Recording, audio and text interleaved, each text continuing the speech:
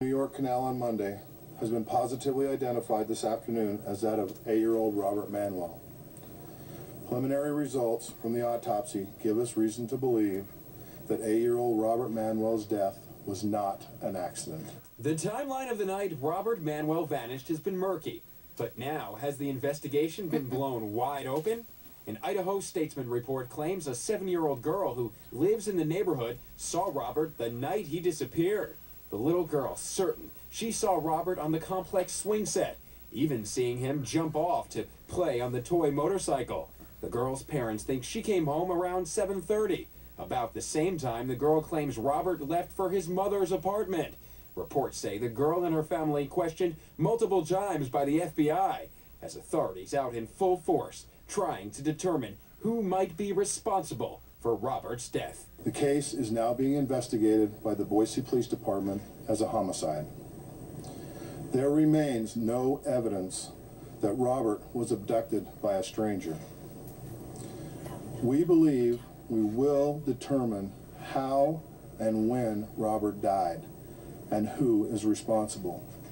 And we will hold those responsible for Robert's death accountable. It is very clear from the words of the police. You're hearing the presser that is just happening as we go to air tonight, that someone intentionally killed an 8-year-old little boy. An 8-year-old little boy. What is that? Second grade? A second grader? His body has been found in a nearby body of water. Who killed this child and disposed of his body in this waterway? And another thing, out to you, Clark Goldband, our producer on the story, this is what I don't understand. I'm not getting a clear picture of what Mommy and her live-in have to say about the timeline.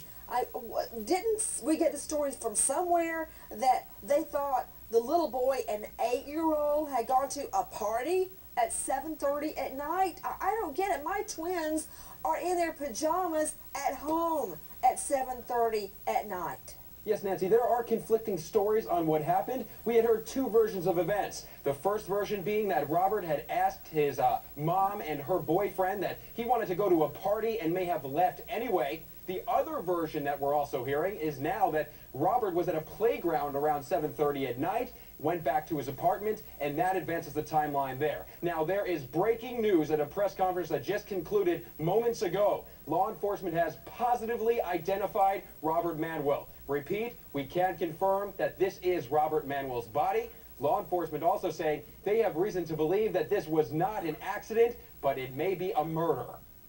Not an accident. Out to Greg Hahn, the editor of Idaho Statesman. Greg, thank you for being with us. What can you tell me about a new witness that is emerging, a 7-year-old little girl? Well, we started hearing about her a couple days ago, and we finally talked to her yesterday. In fact, then the little girl had a very clear memory. She told her parents as soon as they heard that night that Robert was missing. She remembers what color swing she was on, what color swing he was on.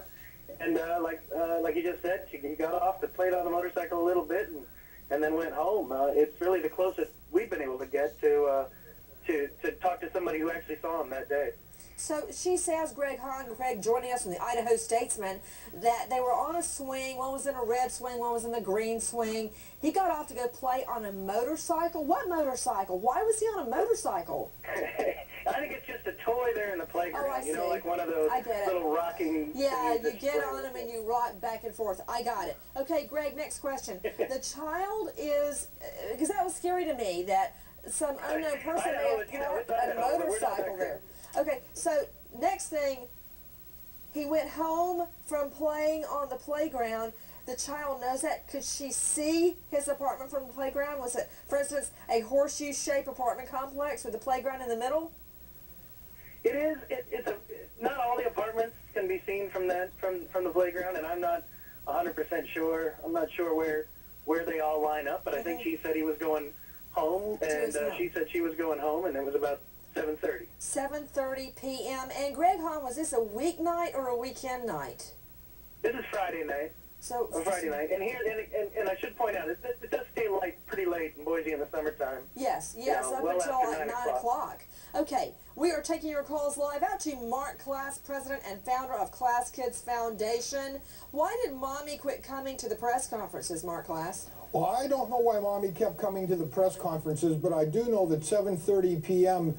Starts to establish a timeline that maybe is a little bit believable for the first time in this case, and it's been problematic all the way through because we've never really known when the little boy was last seen, who he was last seen with, or where he was. So at least now law enforcement is starting to hone in on something like this. Now, I know when law enforcement confirmed to her that it was probably her son that was in the canal, that she was escorted away from the police department, that she was crying and that she was being supported by a couple of people, and that the family then asked for their privacy. And that, quite frankly, is very consistent with the very same experience we had when we were informed that Polly had been found. I understand, and that makes perfect sense to me. Mark Class, who's joining us from San Francisco, the president and founder of Class Kids Foundation. We are taking your calls out to Tracy in North Carolina. Hi, Tracy. Hi, Nancy. Thank you for taking my call. Thank you for calling in, dear. What's your question? I love you. I just can't understand why that mother would have custody of that little boy after she's already had a child with which I understand is a head injury. And why in God's name would somebody give her a child, and she's already abused one, assumptionly, and I just can't understand. It breaks my heart. Out to Clark Goldband, our producer on the story, joining us out of New York. Clark, explain to me what happened to the other child. Okay, Nancy, just one clarification there for the caller. She didn't have custody of the child. The child had visitation rights. We're not clear how often he saw her. But what happened was... Wait. What child? Who is she? Please, use personal pronouns, Clark. Robert Manwill was visiting his mom, who is...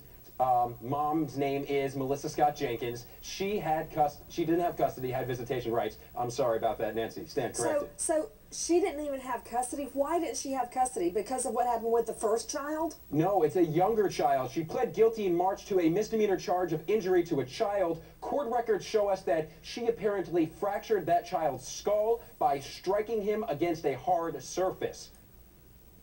Repeat. She pled guilty to misdemeanor charge of injury to a child. She apparently, from court records, struck the child's head on a hard surface and caused contusion injury. And what was her sentence in that case, Clark Goldband? Well, she was sentenced to 29 days work, release, and paid a fine of $75.50. No parenting classes, no jail time, nothing, and then she's got unsupervised visitation with this child? That's our understanding. Okay, let's go to the lawyers. Susan Moss, Renee Rockwell, Alex Sanchez. What about it, Sue Moss?